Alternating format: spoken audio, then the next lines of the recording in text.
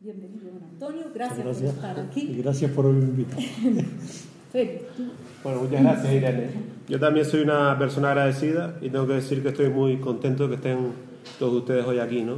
Para empezar el curso sobre los barrios Arrecife y la recuperación de la historia y la memoria de esos barrios. Como primer conferenciante tenemos a un escritor y un historiador de lujo, que es don Antonio Lorenzo, que ustedes lo conocen sobradamente, pero para los que no tengan algunas ideas de lo que ha sido su desarrollo y su evolución, le voy a dar algunos datos. Él nace en Arrecife en el año 32, es licenciado en Derecho y ejerció su profesión principalmente, yo creo que en el registro, aunque después siempre se abocó a tener algunos cargos sociales y políticos de relevancia. Entre ellos hay que destacar que fue presidente del Cabildo entre 1979 y 1983, en los inicios de la democracia, ¿no?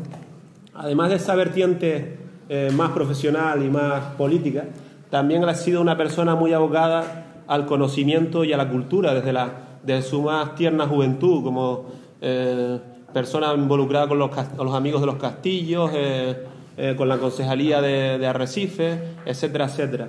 Eso ha sido una simiente que ha dado lugar a su participación en innumerables coloquios y conferencias, en innumerables artículos, y donde hay que destacar dos libros importantes, que es La historia menuda de Arrecife y Más historia menuda. En todos ellos, yo creo que el quid de la cuestión de don Antonio es que ha intentado recuperar los aconteceres y las vivencias del antiguo Arrecife y del antiguo San Bartolomé, seguramente, que ha sido otra de sus grandes debilidades, ¿no?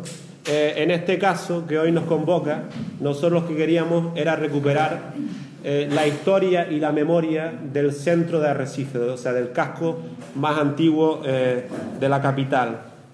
El mecanismo de la propuesta es que don Antonio, durante media hora, 45 minutos, hable, es mucho, pero seguramente al final será poco, porque suele pasar, hable durante media hora de lo que es las trazas elementales económicas, políticas de ese centro de Arrecife, y más tarde que se genere una animada tertulia con algunos invitados que él ha traído expresamente para ello y con el público asistente. Yo no tengo nada más que decir. Para mí es un orgullo y una felicidad estar hoy aquí y que todos ustedes hayan asistido, y también que don Antonio Lorenzo siempre diera una respuesta afirmativa a nuestra convocatoria. Bueno, muchas gracias. Sí.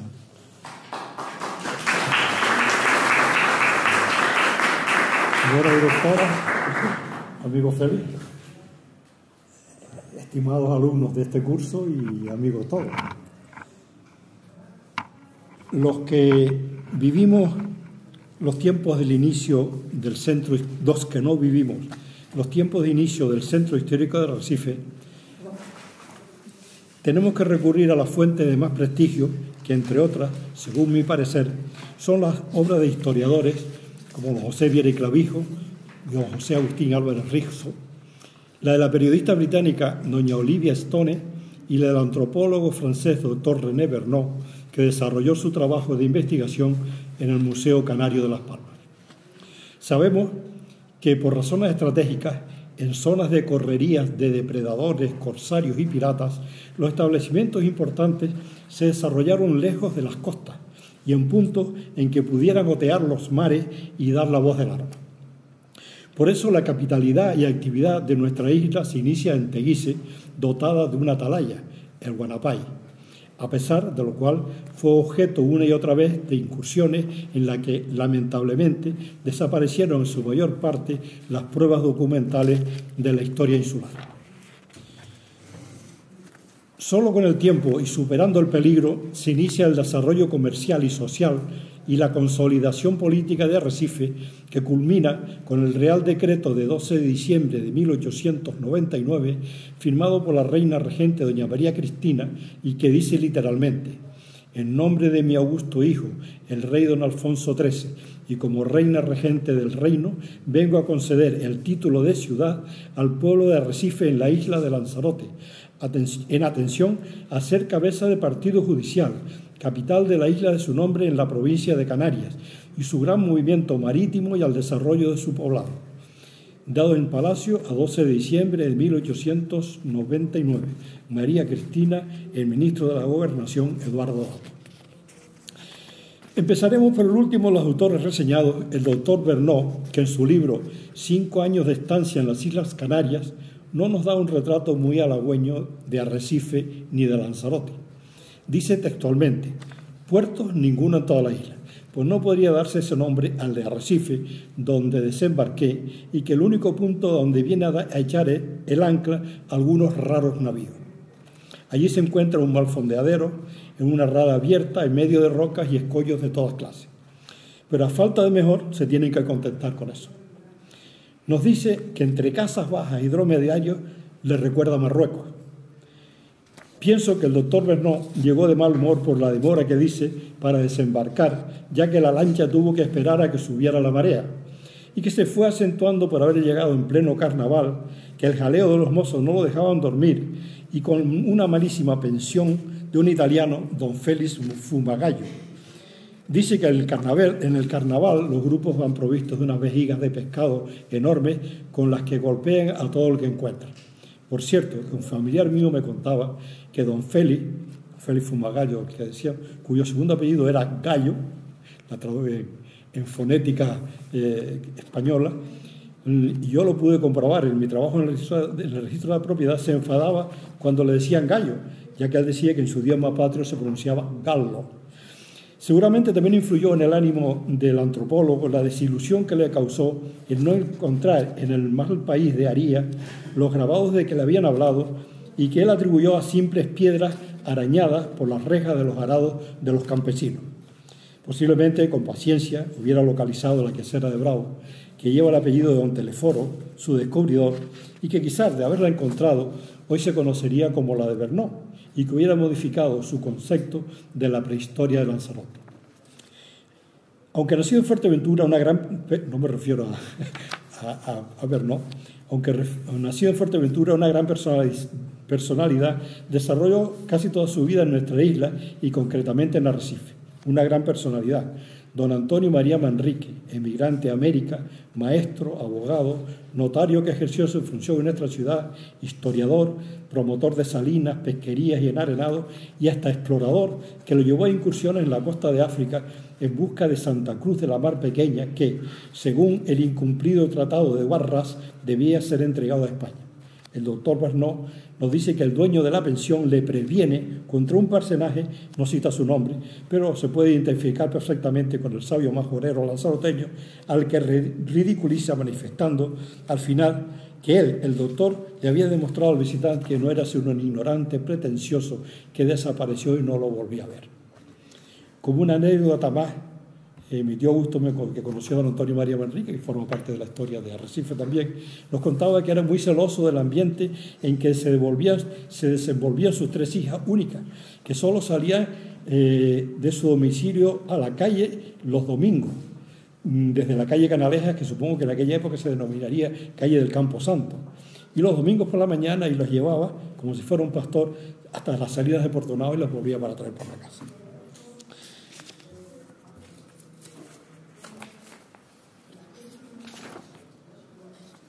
Perdón, porque se me pasó una hoja.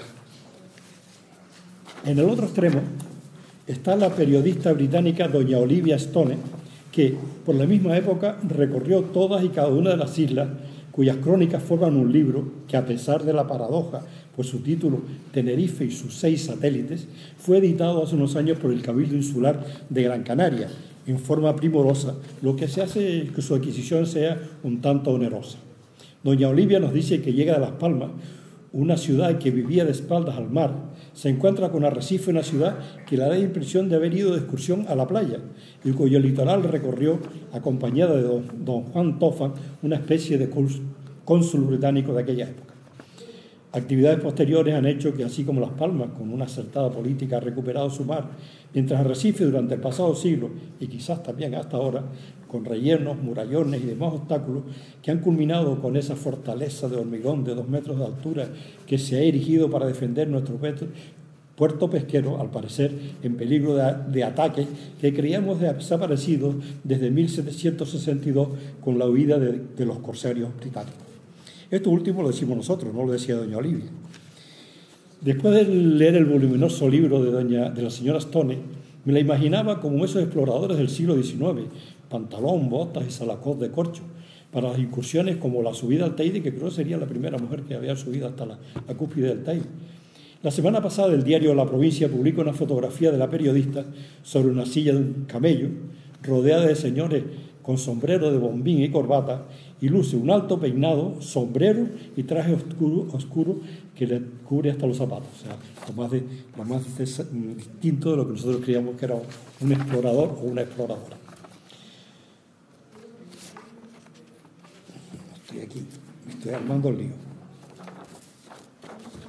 Lo más importante desde el punto de vista histórico es lo que el ilustrado historiador don José de Viera y Clavijo narra en su Historia de Canarias y don José Agustín Álvarez Rickson en su libro.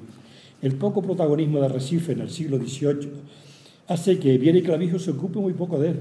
Solo hay una referencia. Nos dice que Gadifer de la Salle envía unas cartas a Juan de Betancourt, que había marchado a Sevilla con una persona de su confianza en un navío que parte de Arrecife.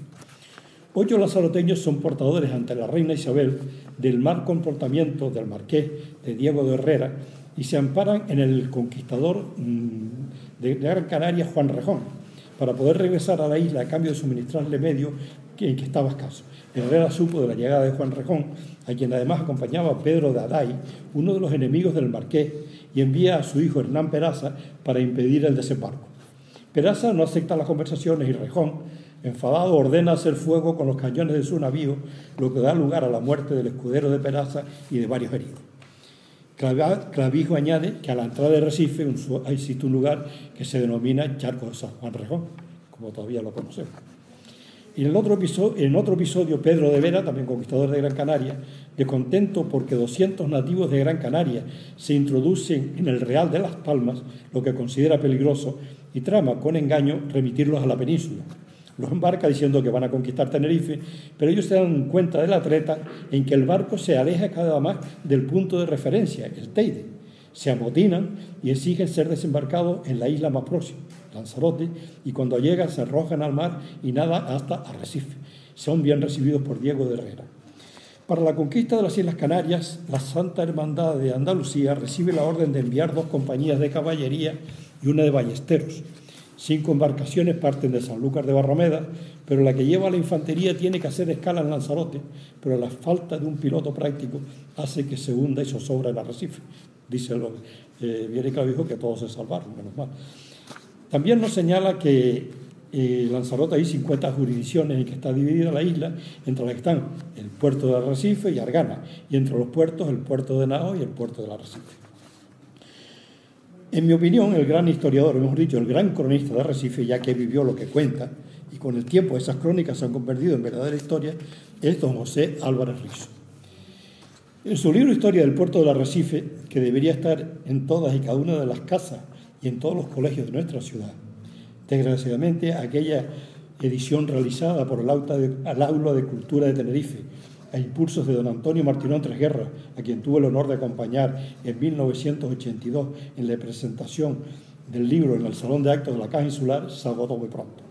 Yo creí que estaría aquí algún representante del ayuntamiento, no sé si estará, y entonces quería aprovechar para solicitar que cuando los tiempos sean más propicios se pueda gestionar una nueva edición de este libro, que es interesantísimo.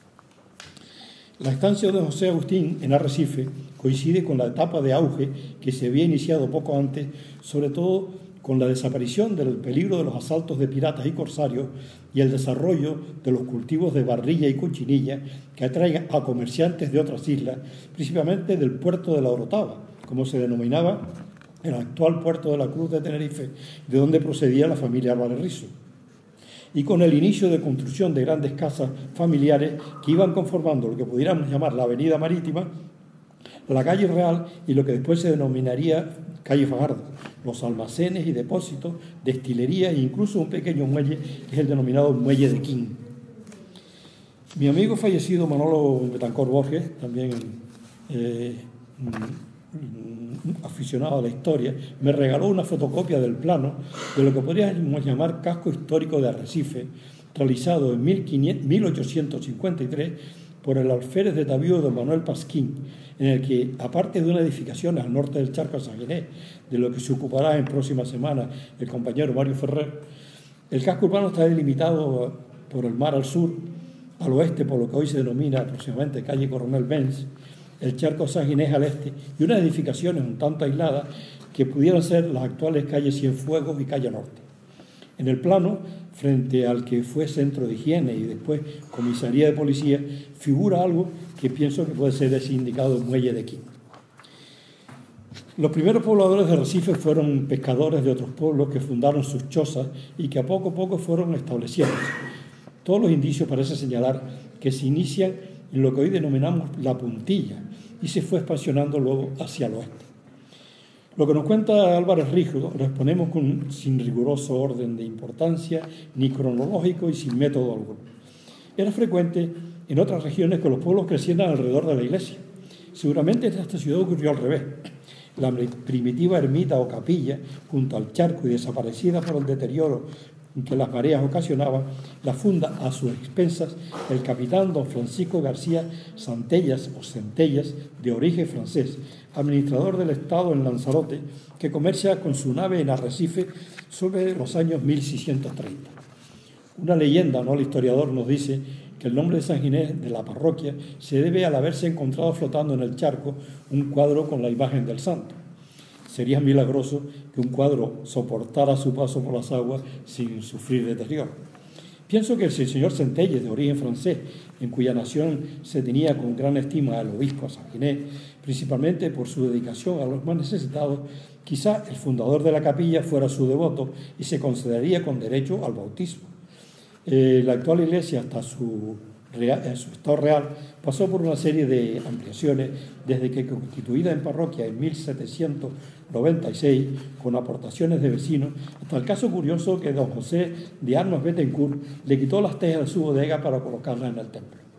El primer párroco fue don Francisco Acosta Espinosa de San Bartolomé, pero que no tomó posesión hasta el 25 de junio de 1798, ya que se resistía a abandonar el pueblo de su nacimiento.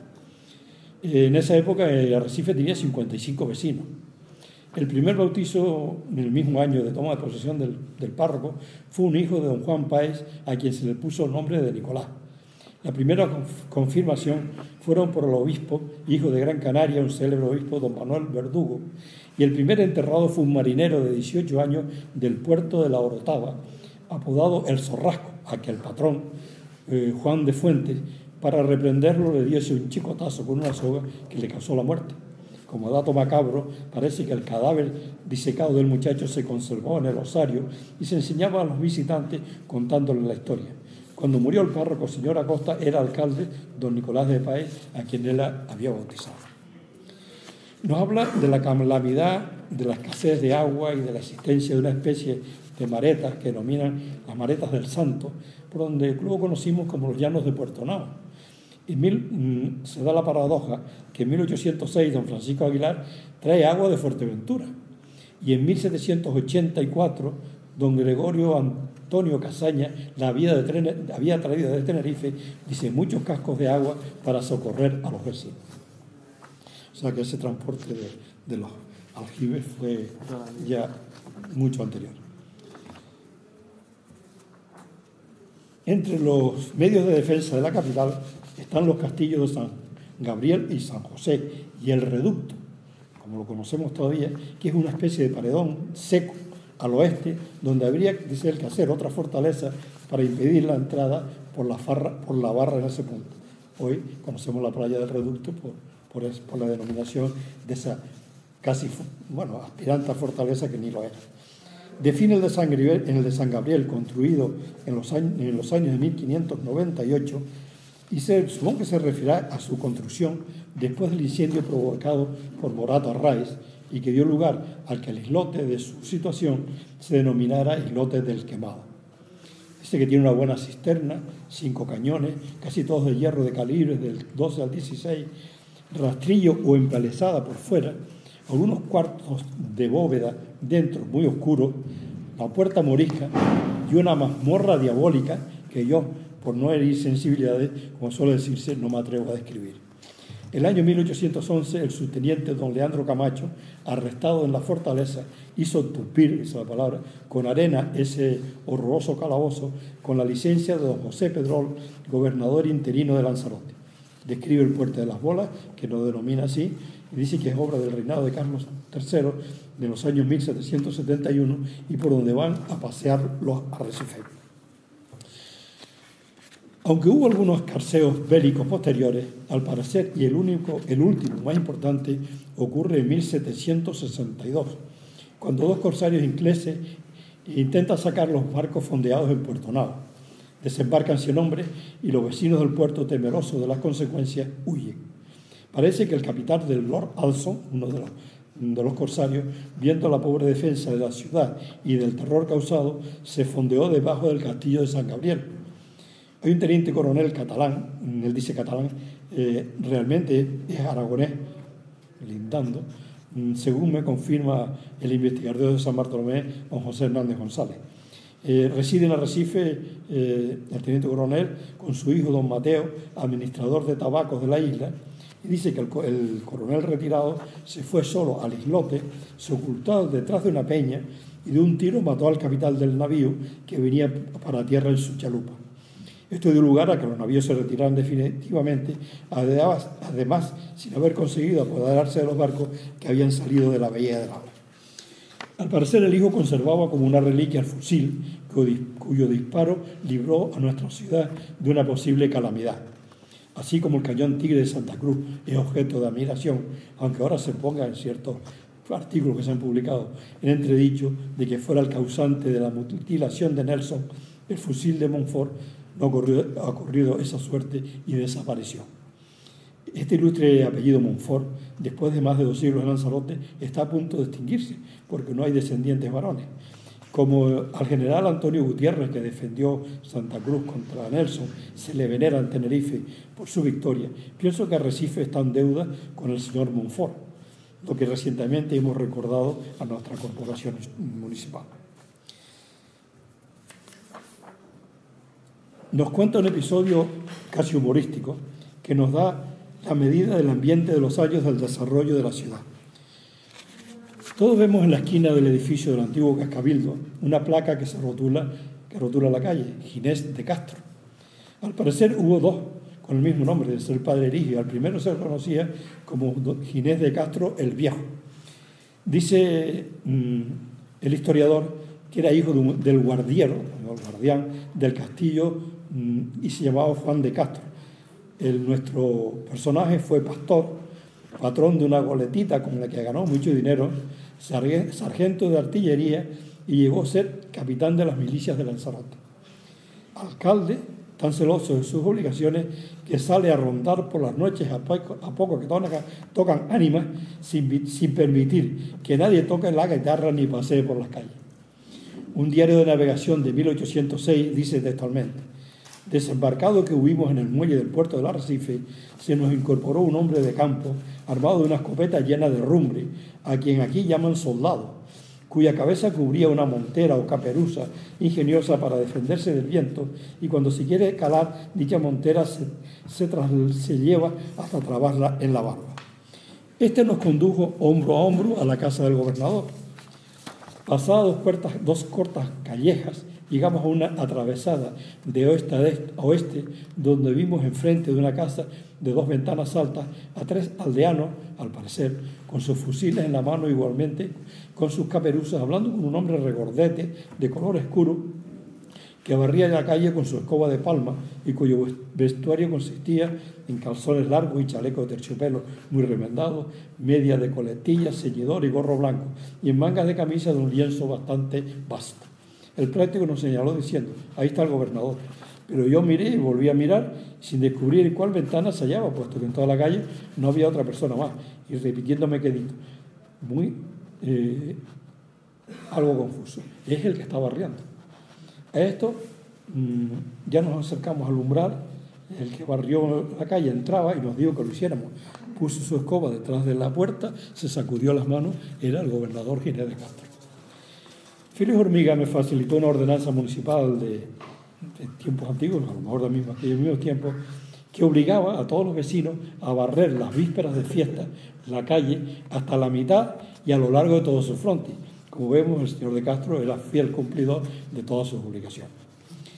Ya en 1814 algunos jóvenes que habían marchado a estudiar a Inglaterra regresaron, y en 1819 había una escuela de matemáticas dirigida por el náutico don Casimiro Matenito, dos médicos, don Pedro Suárez, que es el que acompañó a Tenerife a los niños de la vacuna, y uno inglés que no tenía titulación, don Tomás Jay, que vino de comerciante con el señor King, el que construyó aquel muelle, pero que la compañía fracasó, y entonces el ayuntamiento de Arrecife solicitó licencia para que curase y traer los papeles de su titulación. Una botica se establece en 1827 por un hijo de la ciudad. Hay una mediana fonda, un ebanista y los medios necesarios para la policía del pueblo.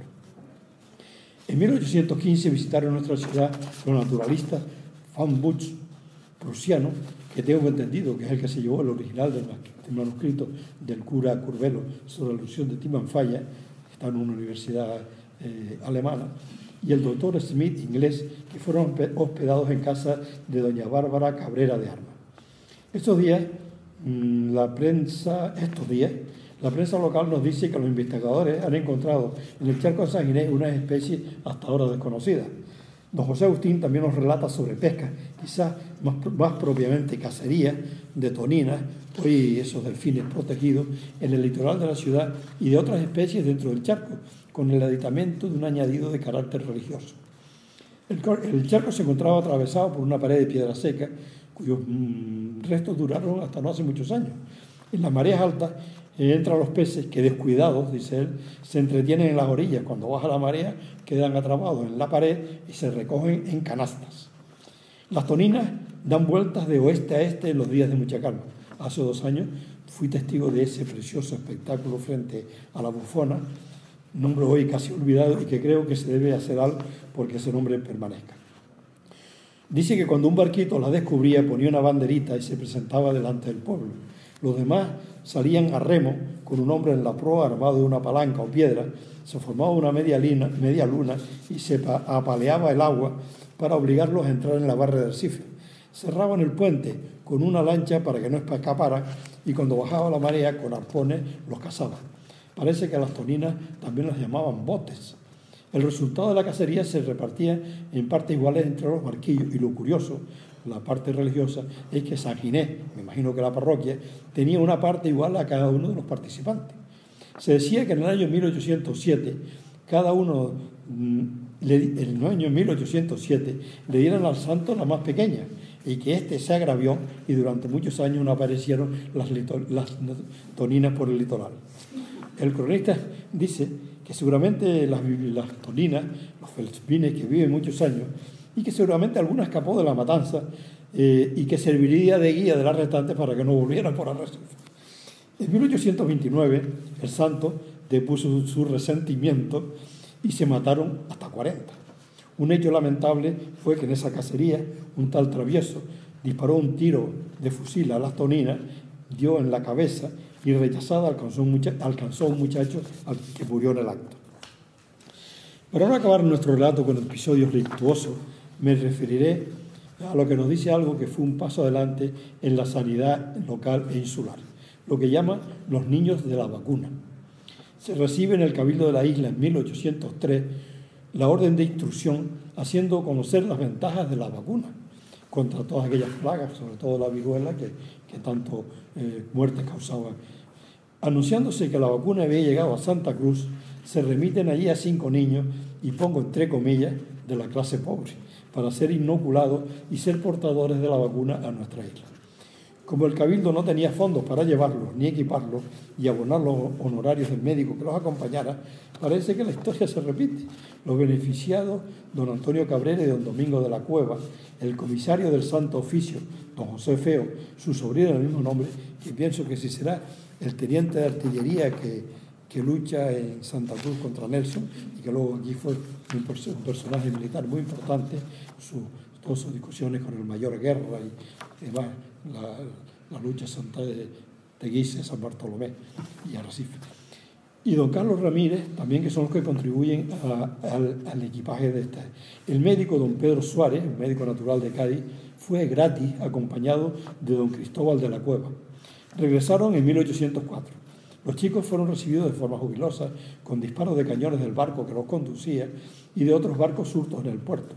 Los llevan a la iglesia, donde se canta un solemne Te Deum, y después de ser alojados en una casa que se había preparado por orden del alcalde don José de Armas, y posteriormente llevados a Teguise, donde los recibe el brigadier de la Real Armada, don Rafael Clavijo, y una carroza con alegoría a la princesa Teguise.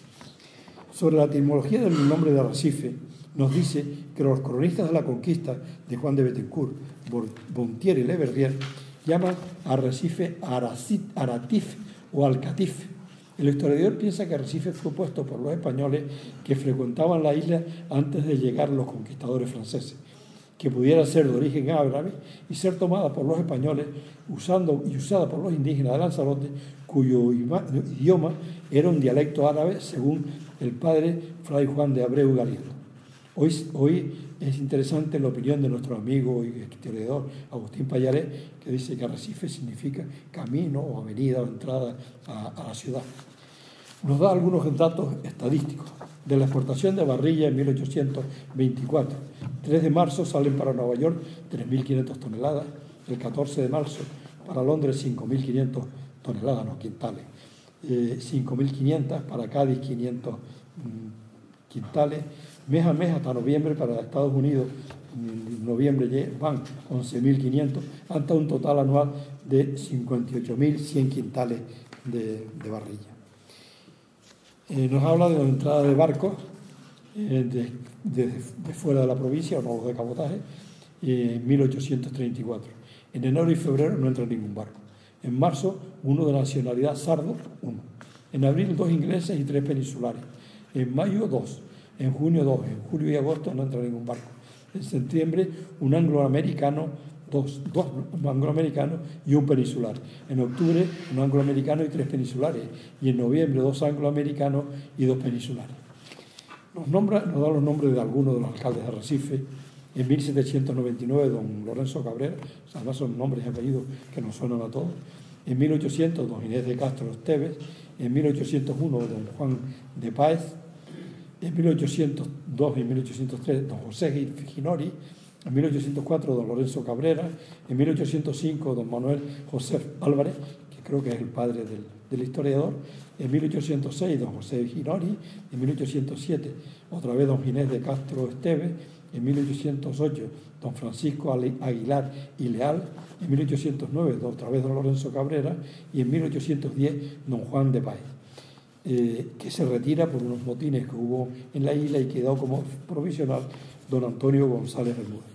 Sigue la lista hasta 1851, con nombres entre otros tan conocidos como Ginés de Castro y Álvarez, don Guillermo Tofan, don Bartolomé Arroyo, don Fernando Pereira, don Manuel Coll y Brull, que creo que fue el primer catalán con ese nombre que vino aquí a Lanzarote, don Mariano Ostinga, un armador y capitán de barco que vino desde Italia, don José Medinilla, don Rodrigo Riordan, de origen británico, y don Nicolás de Páez, que es el que bautizó el primer párroco, y don Severino Betancourt, de quienes creo que descienden las personas con los mismos apellidos que todos conocemos.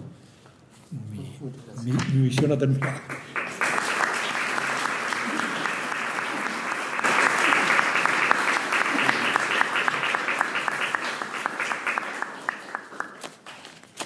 Bueno, la idea es que él ha trazado las líneas elementales de Arrecife, ceñiéndose a unos cronistas muy importantes que ha habido a lo largo de los siglos pasados, y ahora lo interesante sería iniciar algunos turnos de preguntas o una tertulia amigable en torno a las ideas que él ha puntuado a lo largo de su intervención.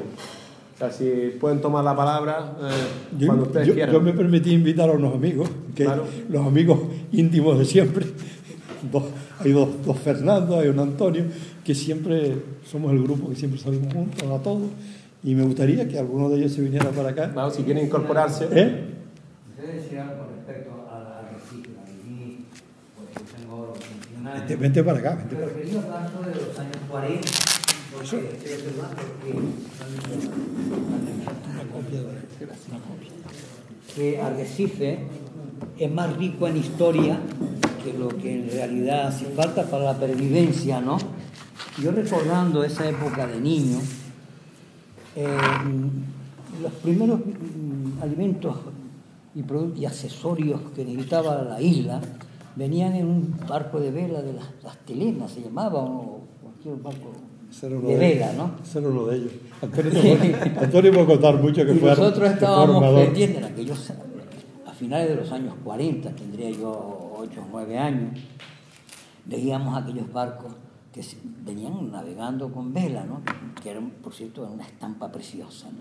La entrada de ellos ahí.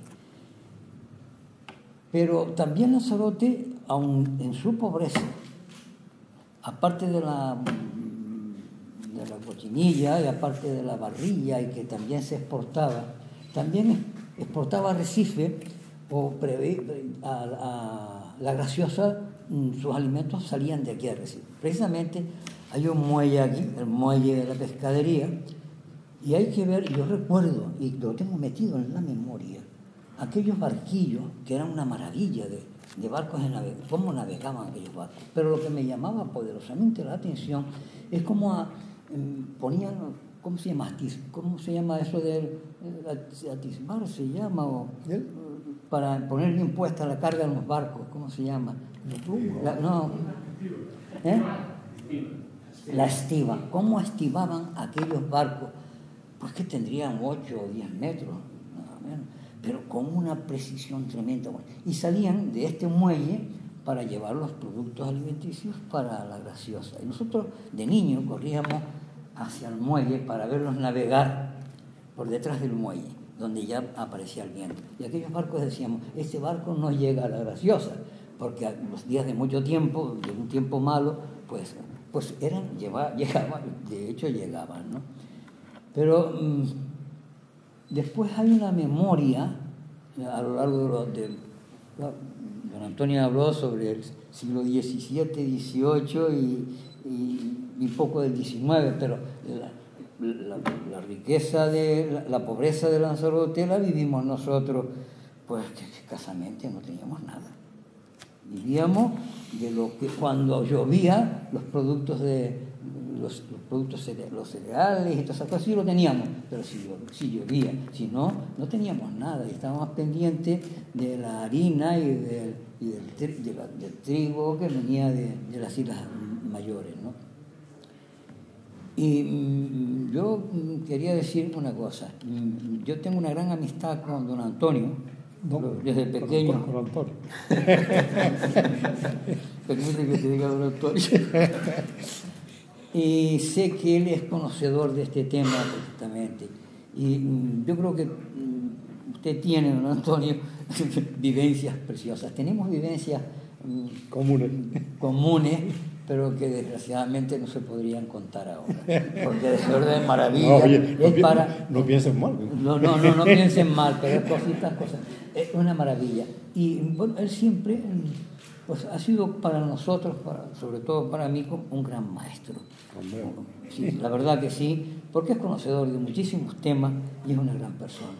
Y yo la palabra ya. Ustedes adelantan. Es el que lo merece. Yo quería aprovechar porque el otro día vi algo en un periódico que yo creo que con toda la buena intención, pero que buen error. Tú hablabas del muelle de la pescadería, que hay una fotografía que se ve el barquillo ese de La Graciosa cargando, y hay al lado una serie de barriles, de bocoyes, y el periódico, la periodista, yo creo que gente joven que no conocía aquello, decía, y hay allí una serie de depósitos para llevar agua a La Graciosa del barco. ¿Para llevar agua? No era eso. Esos bocoyes estaban ahí, había unos señores encargados de limpiar los bocoyes para el vino. Había allí que le metían, le daban para atrás y para adelante con una cadena metida dentro, y esas fotografías, esos bocoyes, son tan grandes que ni cabían en el barquillo, ¿no? O sea, que es un error que se cometió el otro día, que con la periodista, como no está aquí, pues tenía ganas de decirlo, pero para evitar que ustedes en su generación estaban abocados al mar, o sea, totalmente mucho más que ahora. Mucho más. Incluso la estampa del charco, ¿el charco lo consideraba algo positivo? No, nosotros teníamos el barrio del Callejón Liso, y entre el Callejón Liso y la Destila, que por cierto se producían guerrillas, ¿no? Pues el principio de los años 50, ya tendríamos 15, 16 años, ya guerreábamos con piedra. Había como algo así, como terrenos que eran nuestros que nadie podía pisar. Y recuerdo una anécdota que veníamos a guerrear, yo era pequeño y los mayores, que ya tendrían 20 y tantos años, cargaban con las piedras y veníamos desde el Cañón Liso a pelear, a guerrear aquí allí, la misma pescadería, sí. Eran charcos, antes de nos hacerse el llevamos parque. una gran sorpresa. Y es que los de la pescadería, los de la Destila, se subieron arriba del techo de la pescadería y llovió las piedras que salimos corriendo. Y la verdad, sinceramente, no había nunca heridos de gravedad ni de nada.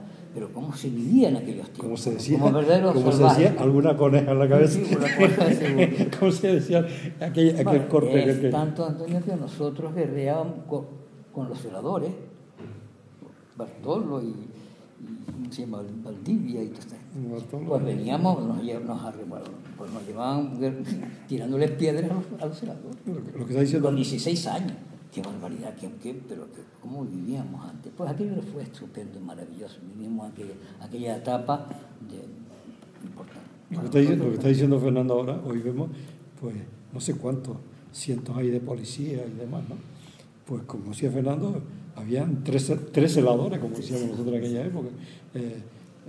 Bartolo, como decía, que es el padre de Monzo, señor Pepe, con su varita, y... Bueno, Valdivia estaba en y otro más, me parece que había 3, también. Que se comentaba que curioso era que señor Pepe, como le decíamos, tenía aquí su pistolón, pero parece que no tenía sino la culata, el resto no existía, ¿no? Era solo para asustar. Sí. Y yo creo que una de las cosas que tú dijiste ahora, que está al mar, yo lo toqué un poco por ahí, creo que entre todos esos rellenos y todas esas cosas, Arrecife perdió toda su identidad. Se decía que Arrecife era la bahía más bonita de Arrecife. Nos imaginamos un poco así en teoría, vamos a quitar el Parque Islas Canarias, vamos a quitar el casino, vamos a quitar el parque, y nos encontramos con una bahía impresionante, que eso, cuando habían solares por ahí donde se podían haber construido parques y demás, para mí fue un error. Con todos los respetos para algunas personas, lo que tenemos aquí enfrente, el transformar el islote de la Fermina, que se veía el mar, meter un murallón, con lo que hoy desde la avenida no vemos el mar.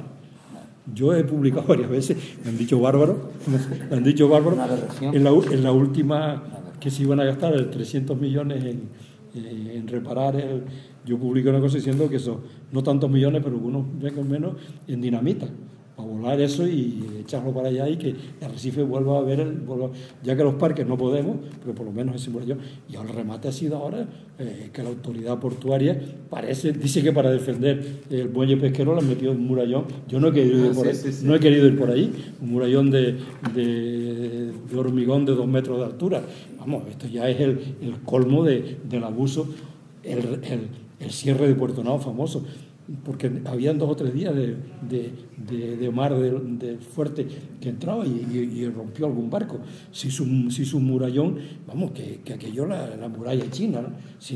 Menos mal que ahora con el muelle, con ese futuro, yo digo futuro, un muelle de crucero, porque todavía no ha atracado ninguno, parece.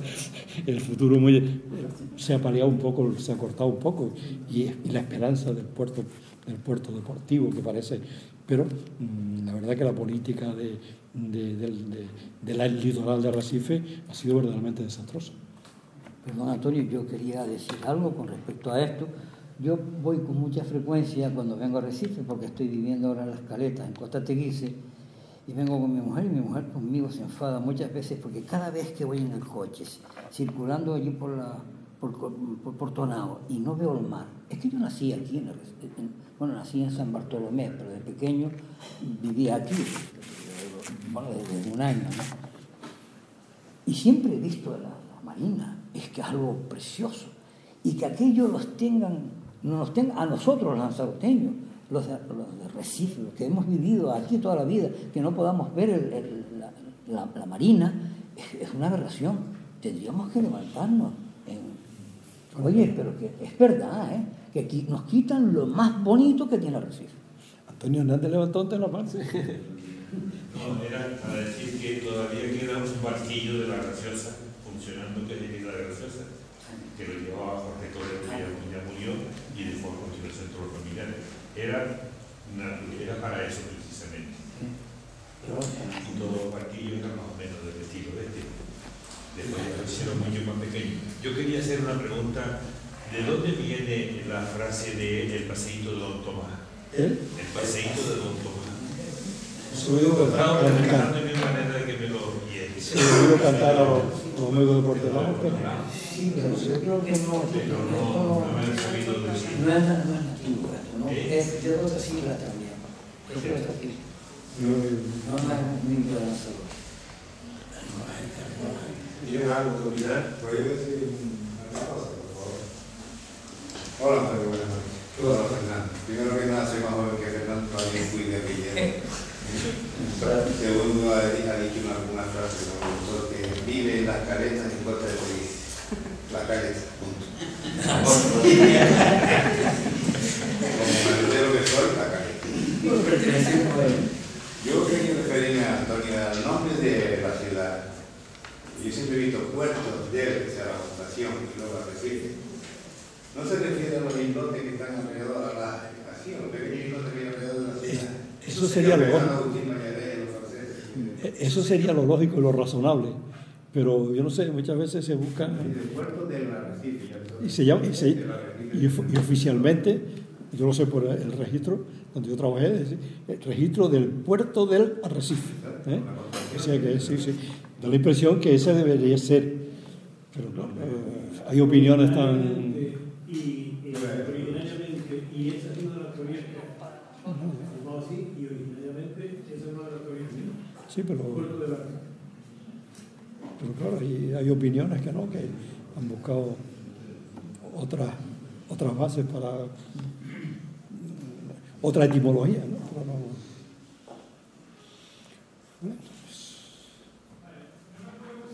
A mí también se me ocurre la cuestión del agua, que don Antonio tocó mucho en su conferencia. El agua fue un bien escasísimo y un bien que podía mediatizar un año para positivo, para negativo, ¿no? O sea, ¿ustedes qué recuerdos tienen del agua a nivel familiar? No tanto llegar al Conde Sister o llegar los grandes barcos, sino cómo se vivía en una casa. El tener que guindar con un balde. Exactamente.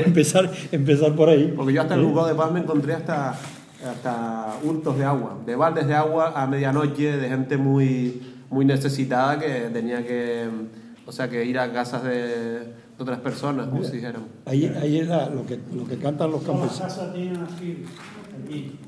Si tenía casa y no tenía aljibe, la casa no había casa, claro. No, pero perdón, y no cogía sino el agua de la lluvia. Y eso era un capo.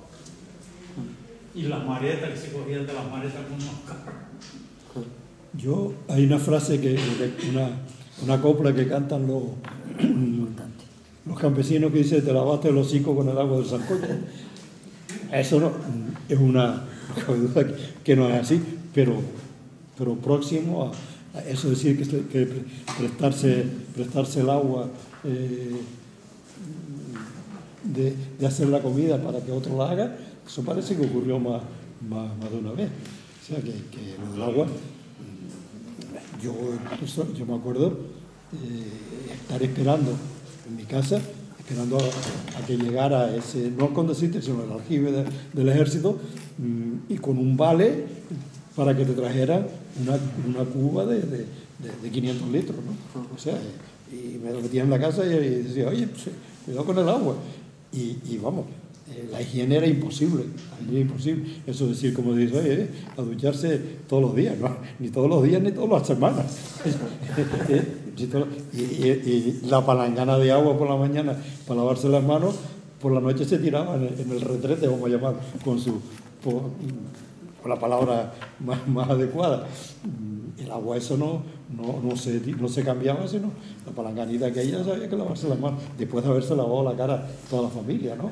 Y el lebrillo de barro que algún sábado te echaban con un regador un poco por encima. Yo el otro día y lo recogió la periodista, precisamente la que escribió la que comentó la fotografía esa de los barriles, y yo se lo dije, me dijo, ¿y qué sensación? Me preguntó, ¿qué sensación fue cuando se abrió un grifo y salió agua? Digo, la gente pensó que era cosa del diablo, que era imposible, ¿no? Bueno, hay una anécdota que está metida en la mente de un pregón que hizo Juan Rosa en el ayuntamiento hace 2 años. Aquello fue extraordinario, una maravilla, por su honradez, ¿no? Él repartía el agua.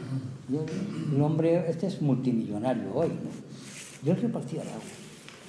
Y entre sus anécdotas está que había un reparto de agua que compraba, pues, 2 perras chicas o lo que sea, ¿no? Por una cachara de agua. A 3 perras la. Pero él decía que habían unas calles que no pasaba. Y no pasaba a vender el agua, porque las personas que vivían en aquellas calles no tenían dinero para pagar. Y él reconocía que daba vuelta a otra calle para no pasar por allí. Y se avergonzó. Para no decir que no, como si dijéramos. Pero no, es para demostrar el valor del agua en aquellos tiempos, que hoy ya la tienen después de la potabilizadora. Fue tremendo. En el año 64-65 vino un matrimonio suizo que yo les conocí y me comentaron de que habían repetido 2 años antes. Ellos aprovechaban de aprovechar los charters y después ellos iban donde les daba la gana. Que habían cogido un coche de alquiler y a la altura por la asomada por ahí, era un tiempo de calor, pararon en una tiendita para comprar agua y la señora que les atendió les dijo, mire, yo les ofrezco un vaso de vino porque agua no tengo. Estábamos a la clase, ¿no? Al día siguiente volvieron, le llevaron su regalo y volvieron otra vez para visitar a esta señora. En el año que no llovía, la agricultura los alimentos también se veían súper escasos, ¿no? Como si dijéramos, ¿no? En algunas se habla de 7 años sin llover, aquí en Lanzarote.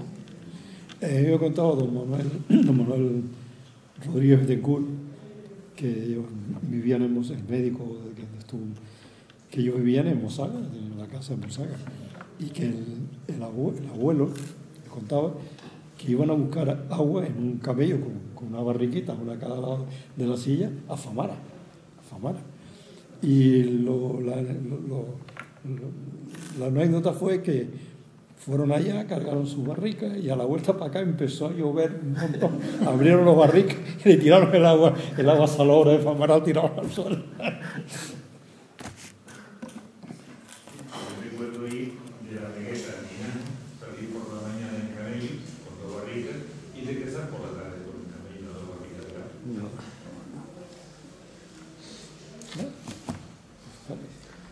Hombre, tendría muchísimas preguntas realmente también, o sea, a nivel educativo, ¿cómo era el Arrecife de los años 50? La importancia de la sociedad, aunque ayer ya trató el tema, las sociedades o los maestros. No, posiblemente quizás mejor que hoy, porque había respeto. Para ese aspecto sí, pero... Hombre, claro, en otros aspectos no. El periódico de don Leandro Fajardo nos dice una y otra vez, entre otras cosas, que allá en 1800, en la segunda mitad del siglo XIX, venía un maestro destinado y en cuanto le ofrecieran cualquier trabajo por ahí, dejaba la escuela porque le pagaban mucho más. Habla el caso concreto de un maestro que llegó aquí, muy entusiasmado, un recaudador de contribuciones le dijo, oye, vete para acá. Y sacó y se quedó la escuela otra vez sin maestro. Están muy mal pagados los maestros, ¿no? Hombre, la abuela de Antonio Y la madre era maestra. Y él sabe las penurias que pasaron. Mi abuela y mi bisabuela, 3 generaciones seguidas. Nosotros podíamos hablarte del instituto que nosotros vivimos. Nosotros vivimos allá, el instituto Van. Nosotros inauguramos este de allí, en 4º curso, inauguramos nosotros estamos en las 4 esquinas, como decíamos, aquello que hoy fue ampliación del Charco San Inés, había un caserón precioso. Allí estaba el instituto. Estuvo cerrado muchos años por falta de profesores, y ya en el año 44, nosotros fuimos, me parece, el año 45. El año 44, 45 fuimos nosotros a ese instituto, y allí estuvimos pues 4 años, los 4 primeros cursos, y después las escuelas estaban todas en la Recoba. Había, no sé si alguna por el Lomo por ahí, pero el resto era la Recoba, el centro comercial, vamos a llamarlo así, donde venían todas las señoras. La parte del sur junto al mar y la del este estaban el grupo escolar, que eran unos almacenes con más nada, ¿no? Esa era en Arrecife la escuela de arte y oficio, que estaba donde está hoy el almacén, y para contar. Antonio, ¿recuerdas tú aquella anécdota de cuando estábamos en el instituto que daba para el charco? Que hacíamos lo que quería, la gente hacía allí lo que quería, porque no había dirección. Pero cuando pasamos a este instituto, ya viene el cura don Lorenzo. Don Lorenzo, el director, sí. Y entonces había un amigo nuestro, que era de Tinajo, se llamaba Nelly. Se fue de viaje por ahí, y cuando llegó, preguntó qué tal el nuevo instituto, y alguien le dijo, ya es que ya no se puede hacer esas cosas, ¿no? Ya no se puede, ya que va, lo que hacíamos en el otro, hasta incendiar. Las gamberradas. Las gamberradas que se hacían. Dice, es lo que yo te digo, es que ya hoy no se puede estudiar.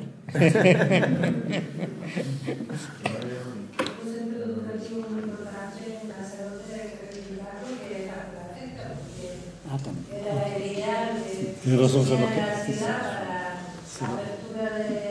Que se preocupó toda como el término de la escuela de pesca. La isla con la pesca y los comercios, Arrecife con la pesca y el comercio subió, y luego después todo se volvió más, y se comenzó a hacer administrativa. Y el colegio de las hermanas. Sí, el colegio de las hermanas. La enseñanza estaba muy involucrada en todo lo que era el contexto católico ideal del momento, pero las niñas en el colegio femenino, los niños masculinos, todo alrededor de la iglesia, que era todo lo que concentraba la cultura. Y después poco a poco hemos aumentado, pero no sé si hemos aumentado la cultura y la educación. Eso sí. Eso no lo sé. Y hablando de otra cosa, como para cambiar un poco de tema, le he escuchado cuando estaba ahí, por ejemplo, cuando vino el señor, que le recibieron con unos señores, con unos buches por ahí, digo que todavía hay tradiciones que se mantienen en el carnaval, como la parranda de los buches, ¿no? Me imagino que... O sea que los buches tienen historia. O sea que esto sobre 1870 y algo, que es cuando vino este hombre por aquí, ya estaban los buches dando buchazos.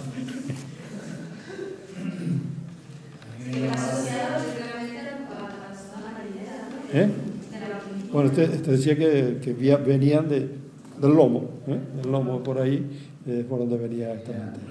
Quería comentarle un dato que usted ha expuesto referente a la producción de horchilla en la isla, que era muy importante, y además en siglos donde, pues de alguna forma, me imagino que debía ser la base de la economía de la isla, ¿no?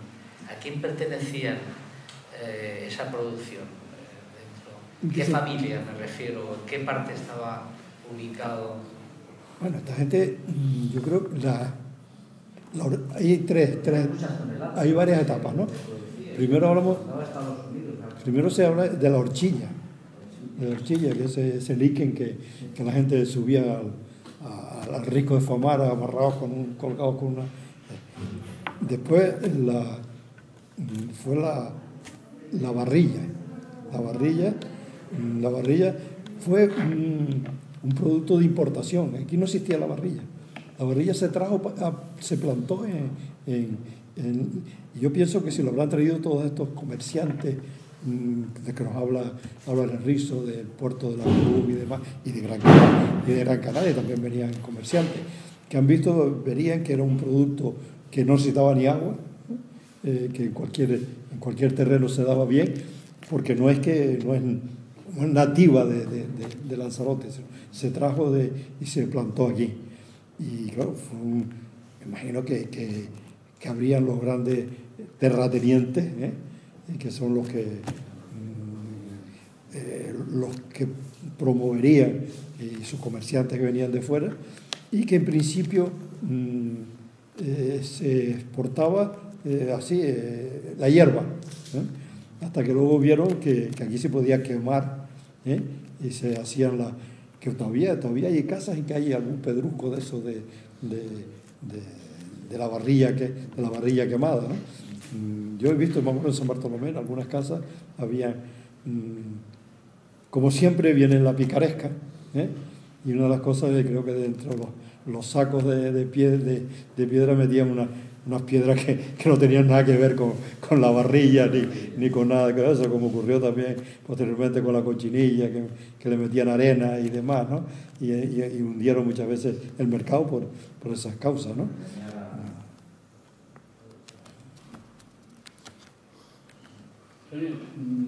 Sí me gustaría, bueno, Antonio, porque yo soy Antonio, es que somos amigos todos. Y sí me gustaría trasladarme un poco a esta época, en el momento en que fue presidente del Cabildo, de aquel Cabildo, en el que precisamente no había ni un duro y usted tenía que pararse hasta el papel para las fotocopias.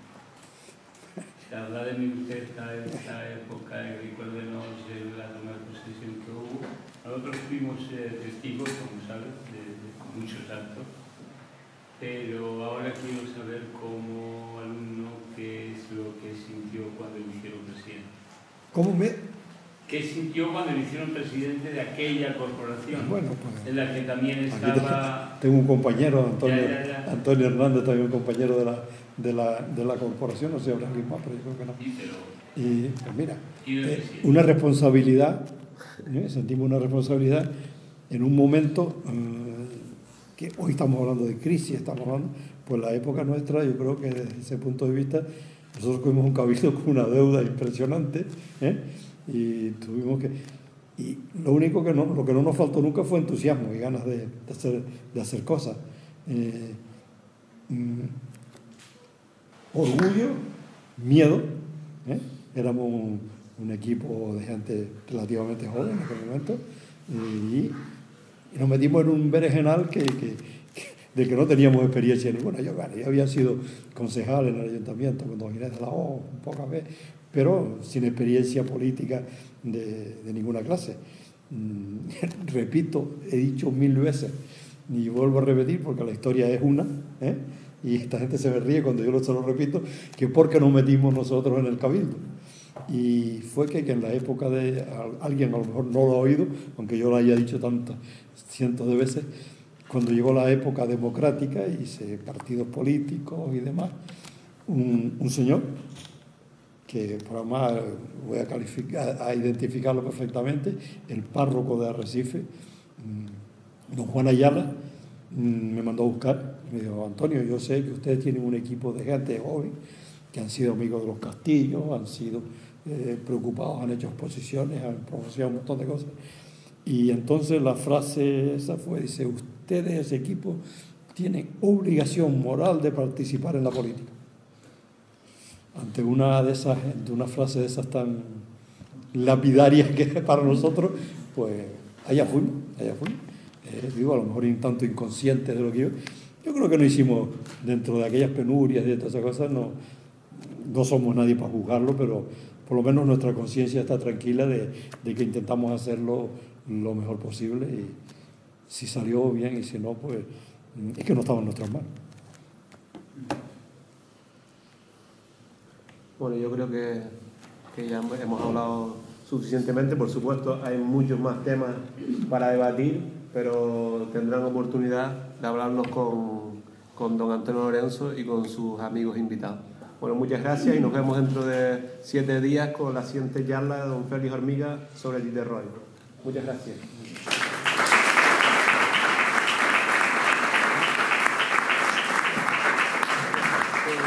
Vamos.